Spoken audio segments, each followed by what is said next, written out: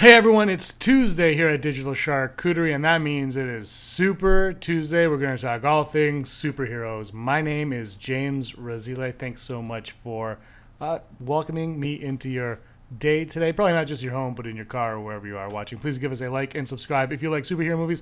Looking forward to Avengers Infinity War. Looking forward to Justice League 2. We're going to talk about it right here on Digital Charcuterie. I've got a guest with me today. His name is Josh Lucas. He has a YouTube channel called The Den of Nerds. If anyone's going to talk superheroes with me today, it's going to be this guy. How you doing, Josh?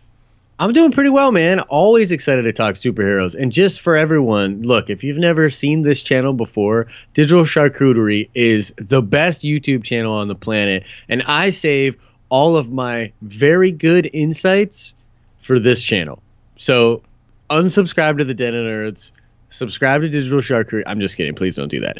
But I do put a lot of good stuff on here, as does James. So check it out. You do. Your channel is awesome, and you got some good stuff coming. Some of the stuff that we're going to discuss today, you've already had the 20. You've gone back in time and you saw the future, and you did stories on that already on your channel. So you ready to talk some superhero news? I am so pumped to talk superhero news. Let's do it! First off the bat, this is breaking news. They just cast Batman in. I'm just joking. That would be awesome. Yeah, that would be great. You would literally hang up right now and do your own video. You're like, I'm done. Going on. I know, but first of all, I gotta get this. Digital Spy has an article. It's probably elsewhere as well. But there's gonna be over 60 superheroes in Avengers Infinity War. And yes. One of the topics has been like, how are they going to juggle them all? And it looks like they're going to get team-ups. We're going to get team-ups throughout the film, so you're going to see a group here, a group there, a group everywhere. And, of course, it looks like it's all going to come to a head in Wakanda, which is awesome, especially with the success of the Black Panther. That's so perfect. That is just... I know. That is the MCU, just the horseshoe up their ass. Yeah, I know. Let me ask you this. Do you think they planned that? God, and I'm of course being facetious. I mean, look, Kevin Feige, geez, man, they're gonna erect statues to this man down the line. You know what I mean? Like, it's crazy what he and his team is able to accomplish. Being alive right now as a nerd is it's the craziest thing, man. Like, look, this team over there and everything they've been able to accomplish is so unprecedented, and it's culminating in Infinity War. The hype is real. It was a little vibrato for you, but the hype is real, man. And yes, they planned this. They couldn't plan it more perfectly, and I don't think they expected the box office success that Black Panther had. But wow, what another feather in their cap, man! Another billion-dollar film. They were probably expecting like Doctor Strange, Ant-Man type numbers, and right, and they got, and it all like if it all comes to a head in Avengers Infinity War, that is, you can't plan that any better. Right. The marketing for this movie is going to be changing, and T'Challa is going to be heavily influenced in the marketing for Avengers. Well, that's the thing. He kind of already is.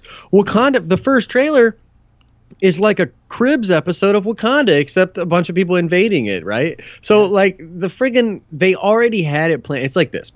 When you don't expect Black Panther to necessarily be the billion-dollar phenomenon that it is, but you do expect all of your MCU fans to check it out. And so a natural extension of that is to have it be a place, that of major plot point in Infinity War. And then what happens is, if you're a good studio and you plan that, if it happens to break $1 billion, then you've got a whole bunch new eyeballs that are even more excited to be checking out Infinity War. So my hat's off to everybody over there, man. It's crazy. Just if anybody knows what they're doing, it's those guys over there at the MCU. So let's go into the teams that they have broken down here, and I want to hear your thoughts on these, because you are the nerd here. I am a businessman. Not really. Yes. No, clearly. The first team up excites me, but we'll talk about it. It's so Doctor Strange, the good old Doc, Tony Stark, Wong, who might be my favorite sidekick in the MCU right now, Banner. Yeah, Wong's awesome. And Spider-Man. Yes. What do you make of those four? Well, I love it. I mean, I love it. I think that, first of all, the team up in general of Stark and Doctor Strange is very interesting for a couple of different reasons. I mean, one, they had some really good team ups in the comic books, which are really cool. They call each other mustache bros because they literally have very similar mustaches. That was a nice little tidbit. And in general, they're just both great actors, right? So it's great to see great actors working into it. Now, I've heard from inside sources that the thing that's going to transpire is that Doctor Strange is actually going to reach out to Tony Stark and then get him to come to the Sanctum. And then that is after that is when the invasion is going to happen, and they're already all sort of congregating together. If you read the Avengers Infinity War Prelude comics, which I'm going to do a breakdown video on my channel, shameless plug, but they have Wong sort of talking to Doctor Strange about the stones, about what's going on, Thanos' quest, bad things are coming, yada, yada, yada. So I think that's really interesting. Banner being in there is another interesting thing because you got 3 Illuminati members, man. I mean, look, Banner arguably not in the Illuminati, but big time smart dude. He's got the brains, he's got the bronze, and so they're very influential. And then you got Peter Parker, who becomes sort of like the conduit for us as an audience, right? Because he's so young, he's loves this stuff so much. One of my favorite aspects of the character is just how pumped as a fanboy he gets about the stuff that's going on. Like, he's so pumped about the Avengers, and it's cool because we get to experience that through his eyes. And so I think that's a cool team up. Yeah, so I'm looking forward to that one. Let's go into the next one. This one, I really wish I was Chris Hemsworth because it's Rocket and Groot and Thor. Yeah. And this is like Chris Hemsworth is the only one there that gets to look like him in the finished product of the movie because Rocket is Sean Gunn plays Rocket, and I don't know. I think he also did Groot, if I'm not mistaken. And I know Vin Diesel did some of Groot's motion capture, but I think it was mostly Sean Gunn did both. So imagine just Hemsworth and Sean Gunn walking around their parts of the set. What do you think they're up to in this? Ah, man, that's sort of interesting. I don't know exactly, but I do know we've heard that the unlikely thing that's going to happen is that Groot and Thor are actually going to have some sort of a kinship, right? And so we know, too, that part of Groot literally donates part of his, like, I guess, body to create the wood that becomes the handle for Stormbringer, which is the new weapon that Thor is going to have. And so I know that they've been talking a lot about how young Groot in this film is going to be totally disinterested in what's going on. You know what I mean? And he's just like your classic teenager, sort of just being a butthead about everything. So that's kind of fun, right? Like maybe they find some sort of kinship there because Thor is like, I don't want to be dealing with any of this either. You know what I mean? Like, so you have that side of Thor in Thor 1, the Shakespearean wayward son version of Thor. So, you know, you could be seeing a thing where that could be sort of the spark of their relationship. Rocket is just brilliant. You know what I mean? And so Rocket, you know, interacting with Thor is going to be really fun. You know what all this reminds me of? Did you ever read... man, I'm blanking on it. It was the comic book run that Jason Aaron wrote where Thor loses his hammer, and it's all about the Watcher. It wasn't Forever. I think it was called Fear Itself. No, it wasn't Fear Itself. It was I think I know what you're talking about. I know. Yeah, so they had random team ups in that book as well, and it was really fun to sort of get them together. Like one of my favorites was Doctor Strange and the Punisher. I thought that was amazing. And so, you know, similarly, that's part of the fun of these characters. You get to sort of see them hanging out and doing all that. So I'm excited to see that one. Really interested to see what Thor, because look, we think that maybe Loki's going to die. Spoiler alert. And Thor's going to be Thor's going to be in a really tough spot with this film. And so, man, I'm pretty interested to see where all of this goes, and it's going to be exciting to see that team up for sure. Yeah, I'm really looking forward to that too. And I read a spoiler. They said it was a spoiler. I don't know if it's a spoiler or rumor. I won't say it right now, but with Rocket Raccoon and somebody we're going to talk about in a bit, and it sounded like I told you about this one. It sounded like pure rock. I can't wait. You know, you see all these characters in separate films, and now they're all together, and this is it's kind of hitting me now where it's like. It's going to be fun seeing them interact where they don't normally interact. I'm really looking forward to that. The other team up, you know, it's kind of we don't have to spend too much time on this one. Gamora, Drax, Star-Lord, and Mantis, basically Guardians of the Galaxy, are teaming up in this one.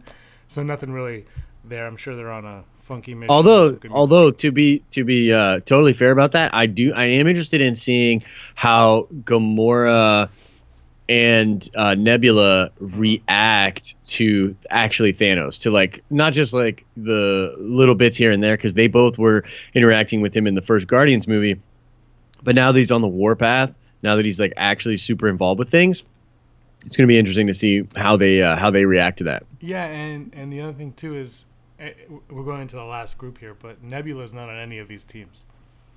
Really? Yes. I thought you just mentioned that she was in that one. Did I say Nebula? No, I probably just misheard because Gamora, Drax, Star-Lord, and Mantis. But Nebula is an X factor in it, and also Karen Gillan, that's her name, that plays her, has said we're going to learn a lot more about her and her relationship with Thanos in this as well. So that's going to play a big part. So we're really excited to see what happens there. But yeah, she's not in any of this because the last group right here. Oh no, it's not. Hold on, wait a minute. Yeah, so there's 3 more groups. The Cap, Captain America, Black Widow, War Machine, T'Challa, M'Baku, Bucky, Okoye, Falcon, and the Green Machine, Hulk. So wait a minute, James. Wait, Hulk is in a group and not like Banner's in a group, but it's not the same group? They're not the same group. What could this be about? What is happening here? I think what happens is going to be that Banner is with Tony Stark and all that, and then in Wakanda he becomes the Hulk, and that's it.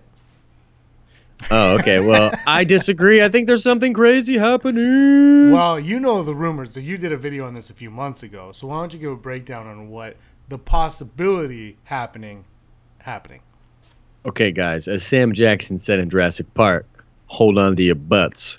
Here we go. So there is a rumor out there in the Twitter sphere about how Banner and Hulk may separate in this movie. What? That's right. Banner's going to be on his own. Hulk's going to be on his own. This has happened before in comic books. There is some evidence to support it if you look at what's going on in Infinity War, and it would actually make a lot of sense if you think about some of the stuff in the arc that Hulk is on. Now, I did a video, as James said, which we'll link in the description. In fact, we might just replace this video with that video to double dose on it. But everyone should check that out. Look, there's some pretty compelling evidence that it might happen. One of the interesting aspects to that story that I found was Ruffalo talking about this 3-movie arc for Hulk in the next few movies. Do you remember that? I do, yep. And so part of it with Thor, right? Right. It started with Thor. And so one of the ideas here is that, look, from a character's perspective, because what happened with that was Feige's like, hey, Ruffalo, hey, how you doing? If we were to do a trilogy of Hulk movies, what'd you want to do? And Ruffalo, being an actor, you have to understand, he didn't say, he probably wasn't like, well, my favorite story from the comic books was when Hulk did this, and this. No, that's not what he would do. As an actor, he would go into the character and think about what he would want for the characters of Hulk and Banner and what would be compelling in a character type setting for them. And so my mind naturally thinks he probably pitched a separation to Feige because, and I don't know if you agree with me here or not, but as an actor, I think that's compelling.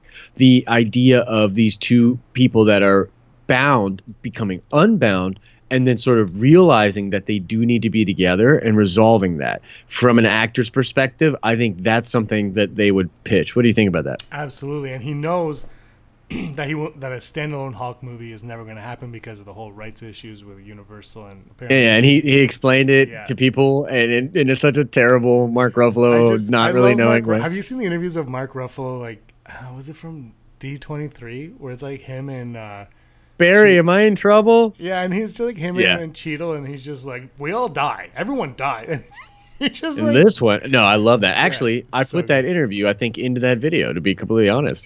Yeah, but I think, so he says, he goes, and Universal won't play nice, and that's actually what he says.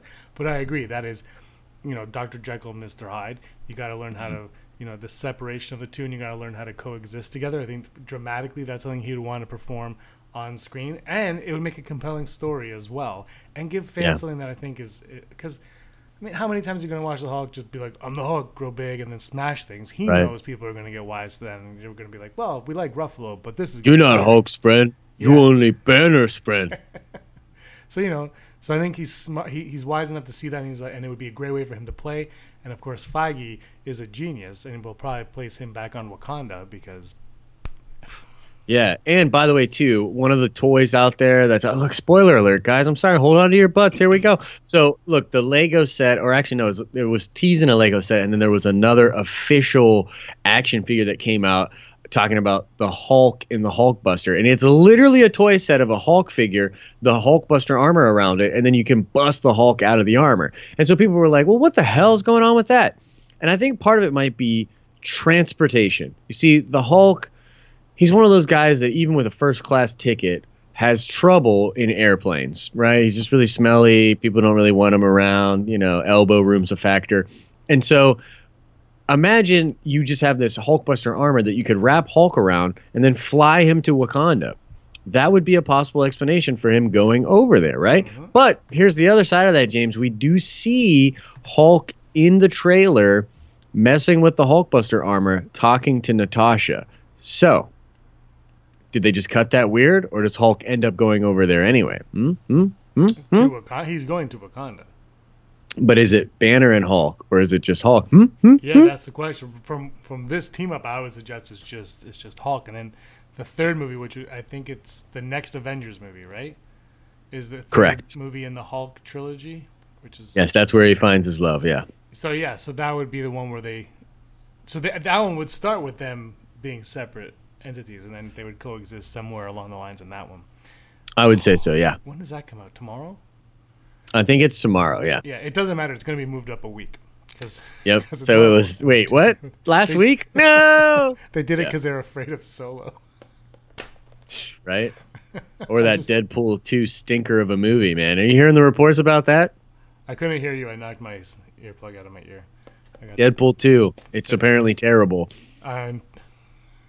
Stephen Weintraub from Collider.com would disagree with you, but well, he's fake news. Frosty Weintraub. You're fake news, Steve.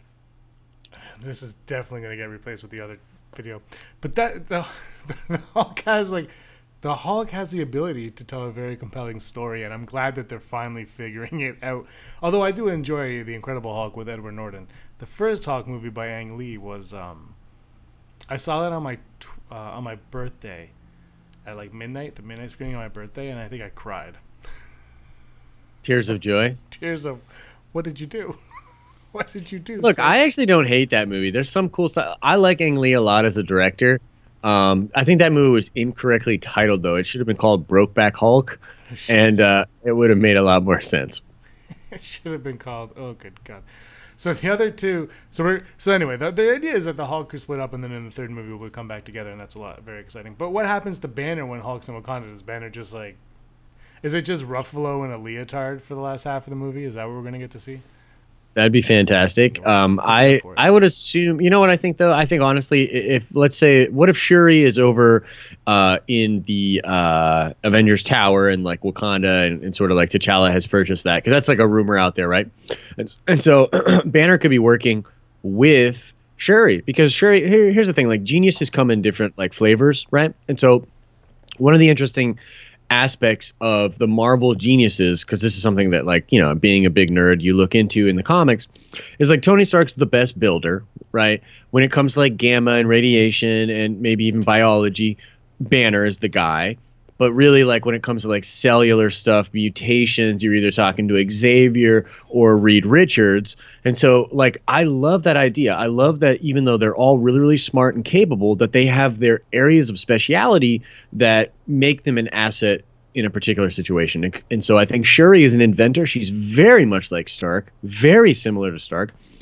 And it would be interesting to see her be science bros with Banner as they tried to figure stuff out about the Outriders or Thanos or whatever. And so Banner could still make a big impact hanging out in New York with Shuri. So that could be interesting. Speaking to the Shuri point, she is teamed up with Scarlet Witch and Banner. Yes. What? Oh, shit. So I was right. So you were right. And this is not in the title. This is not in the description down below. But look, I think Tony Stark, he's going to bite it hard. And Feige said, be careful what you wish for. And at first I thought, oh, Stark. And I thought, well, we're going to have a bit Loki. But Stark, man, if you kill off Stark in any kind of way, that's the culmination of 10 years right there. Mm-hmm. And it directly affects Peter Parker in Homecoming 2. You have your Uncle Ben death that the MCU is not going to be a part of, right? But now you have that with Tony Stark, who is the new Uncle Ben in a lot of ways. Mm-hmm. So, and now you see this with Shuri, and a lot of people are saying that she's going to replace Iron Man, right? Yep. So you have that with Banner. I think it's brilliant. Right, yeah. And part of the thing there too, and look, I don't know how spoilery we want to go with this. I don't know how much your audience wants to be spoiled. Hold on to your butts. Here we go again. So part of the whole deal with that is that they're going to be in Wakanda, and they are trying to remove the mind gem from Vision. Mm-hmm. And the idea here is that they are trying to remove it while keeping his personality and his soul intact, because I think what's going to happen is, so Cap is running secret Avengers missions, and that's in the Prelude comic. So he's running missions with his group of the Avengers illegally, and they're doing stuff like liberating people, trying to help people out. Vision and Scarlet Witch are just hanging out in Europe. I think they're sort of hiding. And what happens is they end up getting cornered by, I believe it's Proxima Midnight. It could be Corvus Clave, or it could be both of them. I don't particularly know for sure. But the idea is that's that shot where the gem is being sort of pried out of his head. Now, that's going to be thwarted because Captain America is going to show up, bust up, stop that from happening. But then they're going to realize, look, this might be an inevitability that Thanos gets the gem. And how can we like remove that from Vision without him perishing? And so that's what Shuri's working on. So that's part of the thing that's going to be going down with them in Wakanda. Yep, because Scarlet Witch, as you said, is in that team up with Shuri and Banner, but also her team up is the only one, like you also just alluded to, and that is with Vision. So they'll probably be sticking to that storyline. Exactly, like it sounds like they're sticking close to the source material on everything that they're doing here in a lot of ways. Yeah, Russo brothers, man. Russo brothers. They're good. They're very good. Have you seen the Honest trailer on Winter Soldier with them?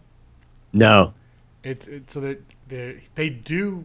Do they do the Honest trailer with them, or they do it afterwards and they have like a meet and they're talking with them and they're like, we tried to make this Honest trailer proof on Winter Soldier. Really? Because that movie is phenomenal. Winter Soldier, dude, it's the best movie in the MCU. It's hands down. It's actually the second best. The Incredible Hulk is the best. That is the second. It doesn't matter. It doesn't matter. We're replacing this video with your Thor. Oh, okay. Yeah, do you think that's going to happen with Thor, though, in all honesty, before we move on, that they're going to split Thor with the Mind Stone? You think that's going to factor in? Or you think that we are just seeing things out of whack? You mean Vision? Yeah, sorry, Vision. Do you think? I think that they have to separate him from the gem. Either way, like it just sort of makes sense that they have to separate him from it, and I think he is separate from it because remember the way he refers to it, in Civil War, he says, "Do you know that I don't know what this is?" That's implying that it's just something. It's not him. He's something else. He comes from it, but he's not it, and it also enhanced Scarlet Witch's powers, right? So there's a lot of interesting aspects to it, but yeah, they need to separate him from it. Either way. Now, my original thought was Thanos is just going to beat his ass and rip it out of his head and kill him. But because they probably want to keep that character around, I mean, Paul Bettany's the dopest dope, so it makes sense that they would sort of split it. Yeah, I can see that happening for sure. I'm just wrapping my head around it. I was really hoping for a trailer today, as you were on this. Bro, when I found out that there was no trailer today, I just started slamming my head against the counter at Starbucks. They asked me to leave, and that's why I'm home. Well, we got the new TV spot yesterday, which didn't really show us anything too new. It was all kind of, well, obviously. And then Entertainment Tonight, behind the scenes featurette of just the actors talking. I love working with these people. Yes, it's great. And that was pretty much. Yeah, I didn't even watch that. You know what? That thing was so boring. I couldn't even finish the articles that people were talking about it. Like I started reading it and like I would skim and they'd be like, "Well, there wasn't really any new footage." Blah blah blah. And I'm just like, ugh. I was going to do a reaction of it, and then I at the last minute decided not to and just watch it, and I should have done the reaction. Well, here's what we should do. Let's do a reaction right now to it, and we'll put it up on your Patreon. Ready? Here's mine. Mine is hold on.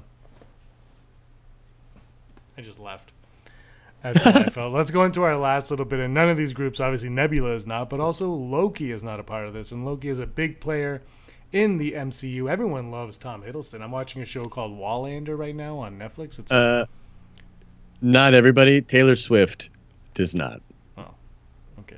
They had a fling. I don't know if you know that. That's right. Well, she probably still does love him. She loves the money she made off of the breakup song. That's for sure. Exactly. That works out. But anyway, he's on the show Wallander. He's really good on it. And so Loki now. Yeah. Fan favorite Loki. I thought it was okay in Thor. Came to his own, and everybody loved him in Avengers. Keeps popping up though. Pop, pop, pop, pop. When in doubt, bring in Loki. Bring in Loki. Loki's your go-to moneymaker. Yep. Do they kill him off the top of this film? Yeah, man. I think it's gonna happen in the first 5 minutes. Yeah. And I think it's gonna suck, dude. It's gonna be a gut wrenching. Even though we all see it coming, it's gonna suck, and I think it's gonna be brutal too, like brutal. Yeah. It's because of that death that I'm not 100% convinced anymore that Stark is gonna bite it. Because right from that trailer, we did a show on your channel on the trailer right after it dropped, the first Infinity War trailer, and the first thing I said was Loki's gone. Like just everything in that shot, you're like, well, this is someone's death on film right here. That's what I'm looking at. There's no way around it. Plus, that would send Thor off, and if it happens right away, I said this on the video I did with you as well, that is what you need. The audience needs, because the MCU, the biggest knock it gets is there's no stakes in the MCU. Like, everyone's invincible. And I was that's going to change. Oh, yeah. But that was my problem with Black Panther, too, was like you couldn't harm anybody. I don't feel any stakes in Black Panther, and that's a big problem for that movie. Yeah. You know, the both of those fights on the waterfall, like, they just feel... Yeah, man. There's no stakes there. I mean, he literally gets stabbed in the arm, and it's supposed to be a big deal, and then he's literally, like, doing pull-ups the next scene. You know what I mean? Like, it's like... No stakes. But that's, that's part of the course of the MCU for the most part. Yep. And this, look, you start a movie off and you kill a fan favorite Loki in the opening scene.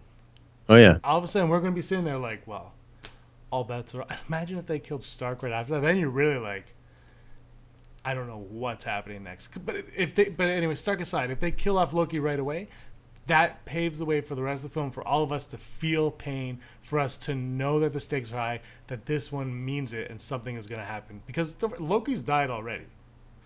Right. He came back. In Ragnarok, or in Dark World, right? Dark World. He died and came back.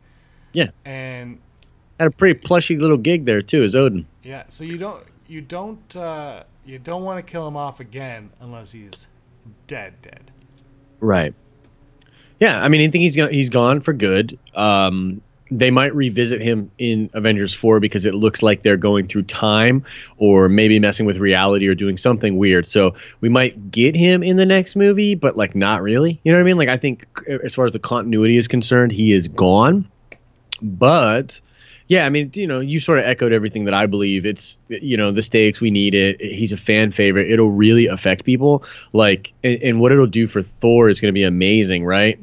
I mean, dude's going to be on the warpath, dude. And I'm so excited for him to get Stormbreaker. And maybe that's how he connects to Groot, because Groot obviously, is the son of the older Groot who died. Maybe there's something going on with like Groot's family, Groot's people, because they're both sort of aliens, right? I mean, Asgardians are not humans. They're not Earthlings. So maybe Thor is like, look, man, I lost my brother. I lost my dad. I'm all alone. Asgard's almost gone.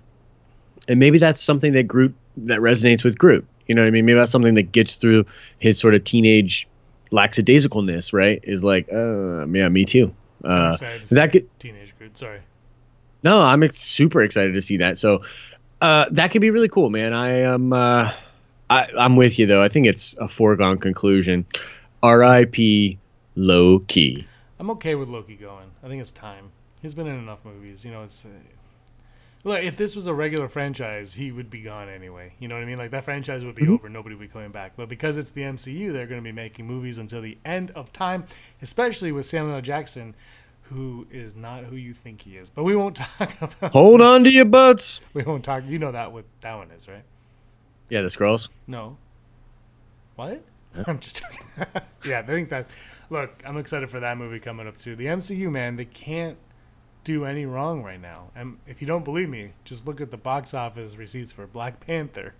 I know, right? Let me ask you this though. Let's come at that, because the thing is, the MCU has had missteps. They have done things that are sort of, not so hot, but they've been able to bounce in such a freaking profound way. So, I mean, I'm just really curious, and let's cut this here and put this as a bonus video on Patreon. But my thing is, what are the movies you dislike in the MCU? Ooh. Are there any, because I have some. Well, I don't know if I want to say mine because people hate me, but okay. I want to hear yours right after. I'm going to say Iron Man 2 was not my favorite. Mm-hmm. I thought Thor and Captain America, the first ones, were okay.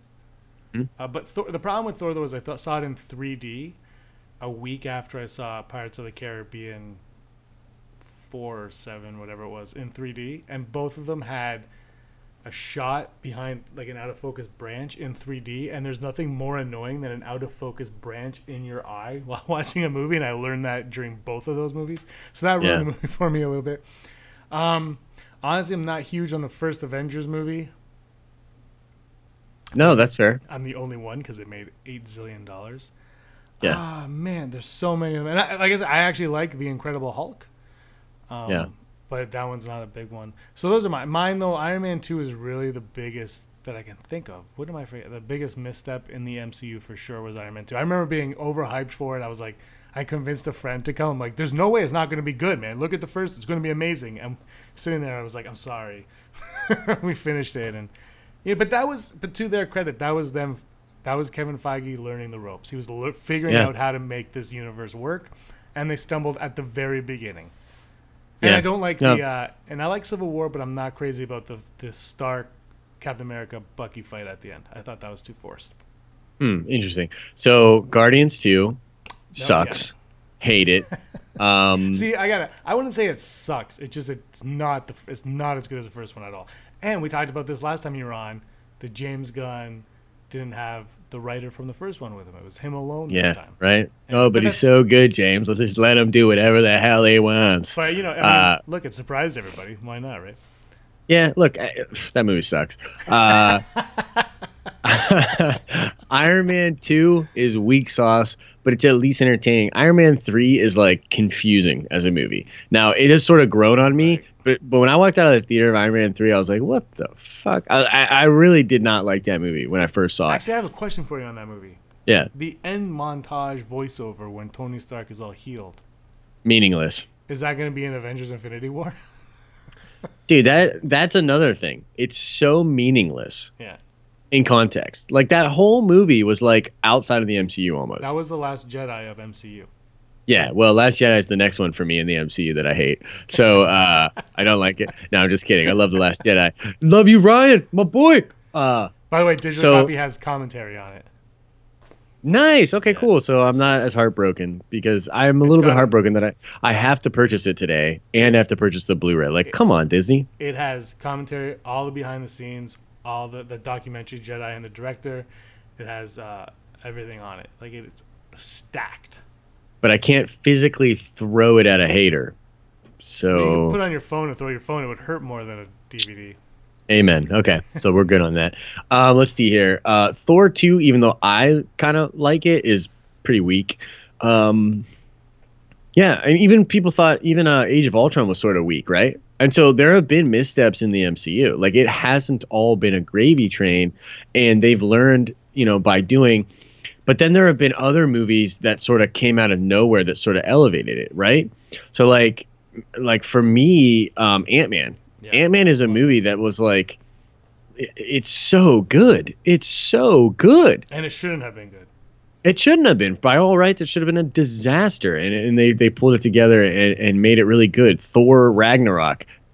So good. So good after the missteps in the second one. You know what I mean? Crazy that you get a movie like that. Doctor Strange, which I'm not completely in love with, but man, they really went for it. They did some interesting things there. I really like Doctor Strange. I'm not crazy about the car crash at the beginning because not just his hands, but his whole body should have been shattered to crap. But yeah, I mean, that movie to me, man, that movie to me was like, I didn't want it to follow the Phase 1 formula. Like, Doc Strange has so much interesting stuff that he could be doing. The lore there is so crazy. I wanted them to go a little bit more magic on it, but I understand why they sort of held it back. But I don't know. I guess it's just like, it's important to keep in, because to me, I don't want to ever have this thing where I'm out there saying like Kevin Feige can do no wrong. It's Teflon, and it always has been. They've done everything right. I almost feel like that discredits what he's done, because the reality of the situation is there have been errors, missteps, miscalculations, and yet they rallied, which is way more impressive to me. So yeah, but right now, like, man, this Black Panther thing it hit a nerve in a good way. Mm-hmm. Yeah, and it's crushing right now, and you know what? There would be no Black Panther if it wasn't for those missteps, because those missteps is really what taught them how to bounce back from it. I know. And you know what else too? And I'm sorry that I keep like side akbaring and making this video really, really long, but because I'm actually personally so excited to see the movies in Phase 4 and where we go from here, because I feel like the MCU has gotten to a point where like they can give a Ryan Coogler a movie, let him make it, have his vision, make his movie, and find a way to make it fit. Same thing with Taika Waititi. Like, dude, that's a fucking Taika movie. You know what I'm saying? Like, he came in there and did his thing, and yet they found a way to make it fit. And so I can't believe that we're 22 films in after the Infinity War movies, and I'm going to be even more excited to see what comes next. Like, talk about craziness, man. Like, that's some hype right there. If you hadn't noticed, I'm a fan of the MCU. But you're a bigger fan of the DCEU. Don't forget it. Dude, the DCU doesn't exist. That's the thing. Even Warner Brothers has come out and said that. They're like, it's not the DCEU. And then all the fans were like, well, can you name it? And they were like, no. What a clustermuck they got going on. I really they do. The best, man. They got the best. They by all rights, those movies should be way better than these movies. Yeah, they should definitely at least have more entry audiences. That's for damn sure. I mean, like, the thing that was really surprising, I think, as a big comic book fan, is Iron Man. Dude, Shellhead was like a B-level, C-level Marvel dude. Like, nobody gave a crap about Iron Man. Just putting it out there. Nobody gave a crap about him. And so the fact that they launched this thing with Iron Man and somehow made him so popular that, like, you know what I mean? Like, Robert Downey Jr. is synonymous. The Iron Man's synonymous with the MCU. Like, what? That in and of itself is crazy. You know? It's amazing. Yeah. The 90s cartoon was really good for Iron Man, though. Big fan. All right, let's wrap this up. Loki's going to die. Tony Stark's going to die. Captain America's going to die. T'Challa's going to die. Ant-Man's going to die. Anyone else? Wakanda forever! Wakanda's going to implode. Dude, no, but Wakanda is going to take some damage. But no, I don't think T'Challa's going to die. T'Challa will stick around. He's going to be a big part of the Avengers moving forward. Carry the legacy of Stark. I said this on the Rebels Compile. Who in their right mind would ever have thought that Black Panther would make more money than Spider-Man? Yeah, I mean, it's amazing, right? It's absolutely amazing. I also think that just in general, the fact that both of those movies made more money than the Justice League movie, and I should double check myself because I actually don't know for sure that Spider-Man Homecoming did, but let's just say that it did. I'm pretty sure that it did as well. But I mean, come on, how embarrassing is that? You know what I mean? As DC, like, you can't crack $100 million on your first weekend, and you've got Batman, Superman, Wonder Woman in the same movie. I know, but that just shows the new state of media, dude. Like, everybody smells the crap sandwich coming now. You know, we're like, this is everybody knows it's crap. And Black Panther opened in February. You know what that told me was, people will go to the movies, but no matter when, go to the movies to watch what they want to watch, at what they know is not going to be a shitstorm. Yep. And that's, you know, that audience it's such an interesting thing too, because it's almost, if you look at the demographics, it's almost right down the middle with black audiences and white audiences, at least domestically. And so that's pretty impressive, dude. Like, you know, obviously black audiences came out for it as they should. I mean, you know, it's representation and all that sort of things, but a massive amount of white audiences as well. I mean, the thing is, it's just straight up a good movie. Exactly. You know, it's a James Bondy type movie. It's got like elements of Shakespearean stuff, gladiator type stuff going on in there. And even though it doesn't all work for me, you could not tell me any part of that movie was a mess. Oh. There's no parts of that movie that are, and I hate to say it, but that are like Justice League whack. Because there's stuff in Justice League that's like, yo, this is whack, dude. Like, this is straight up the wackest whack I've ever seen. Yeah, it has a lot of fun. It's not, I like I said, it's not the best MCU movie, but it's not even in my top 5. No, but it's not close to the worst either. It's like it's a good movie. It doesn't have to be sure. the best. It can be a good one. I'm looking forward to the sequel though, and that's a good sign, I would say. Yep. Anyway, Josh, your Den of Nerds channel is on the YouTube. Do you want them to know anything else about you, or are you good? So check out the Den of Nerds YouTube. I have a little diatribe here. No, I'm just kidding. I don't have a diatribe. Just check it out. We also launched a Patreon. James was my first Patreon supporter, and so rejected it though. No, I canceled right away. So I put all these cool little bonus videos on there. So if you like some of the stuff that comes out of my mouth parts, you might like the Patreon. So go check that out. Yeah, and again, guys, thanks so much for watching here on Super Tuesday, bringing you superhero news superhero show, just commentaries every Tuesday at 5 or so p.m. Today might be a little bit later than 5 p.m. Might be, anyway, guys, thanks so much for watching. Until next time, ciao for now. Hold on to your butts.